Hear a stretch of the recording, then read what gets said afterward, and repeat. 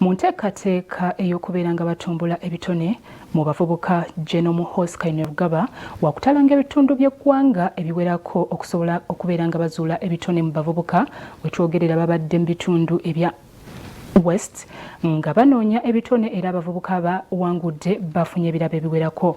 Mu ngeri y'emu minisita w'ebyamagana avuddeyo bw'atyo n'akubiriza abalunzi okubeera nga beetegekera amazzi mu kaseera kano ng'enkuba etonnya.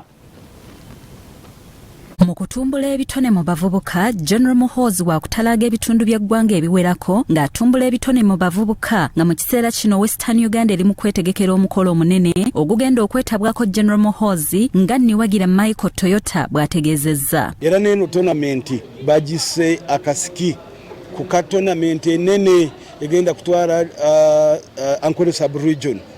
So esawa yonna agenda kutuwa obudde era agenda kujja tetwayimiriza kubanga era foraba tukyatambuza. Era twasigala nga tuli wansi tumobilizinga abaana basamba emipiira era tulinda olunaku olwo n'abafunye akadde okujja nayo kubeera naffe. Empaka ez'okusunsulamu abaneetaba mu zaakamalirizo mu Western Uganda zaakomekerezeddwa ku wiikendi eno ng'abawanguzi baweereddwa ebirabo ssaako ekikopo nga kibakwasiddwa chairman Toyota. Buli sub-region nga bw'omanyi Western region eyina mu sub-regions 5. Tugenda kukola Ankole sub-region, tuveewo tukole Kigezi sub-region, tugende Rwenzori sub-region, tugende Toro sub-region, tugende Ebunyoro sub-region, awo tuba tumaliriza Western region. Ku mukolo ogwabadde Kaceeka basoose kuyisa bivulu mu mbalala olwo ne boolekera ekisaawe Kaceeka empaka zino we zaabadde era gwetabyeko abakulembeze okuva mu gavumenti n'abantu aba bulijjo nga team chairman ye yakiikiridde General Muhoozi.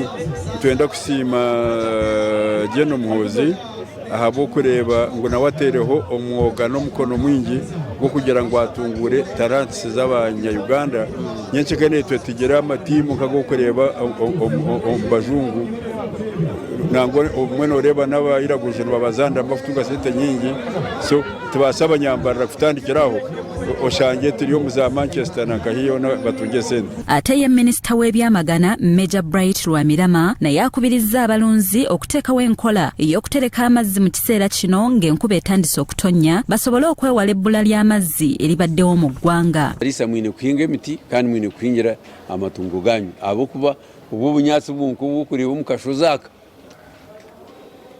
obunyatsi bw'okuriiba obwo butiine forest cover omushana gwajwire nibwo mwizoba rumwe kunka kandi wahinga ukahingira ente zawe nkiba nikimanyisa ngunoza kusharura obunyatsi emirundi yena kandi wota buhingire ubwo ayemeriza obu ente nizibubatirira nibwo majuba amezi tigakutaha mu itaka abo kuba hagumire inzwa kere kugwagira ukanga gagenda kunka wohingire itaka rukoroba amezi nigazo mu itaka ubunyatsi bugatunga bukurajuba ugaruka butema agaruka hamera obundi. Naye ayongedde eddoboozi ku ky'okuzuula ebitone mu bavubuka n'akubiriza bannayuganda okuwagira talanta z'abannayuganda. Gavumenti yitu ene supporting a talent nkyoro kurebera ngu abo abantu bona bizira ombwire bwa NRM ojja mukareba kabatataho bakabaro because hakatariho chances enarishi oburyo bwo kubahereza chance bakakozesa emyuga yabo kandi mukimanga president witu akabateraho na fund ya talent kandi twagezeho no kubateraho ikiragiro cyo kurengwa abantu bagomba bakozesa talent yabo nibatunga esente nibatunga credit.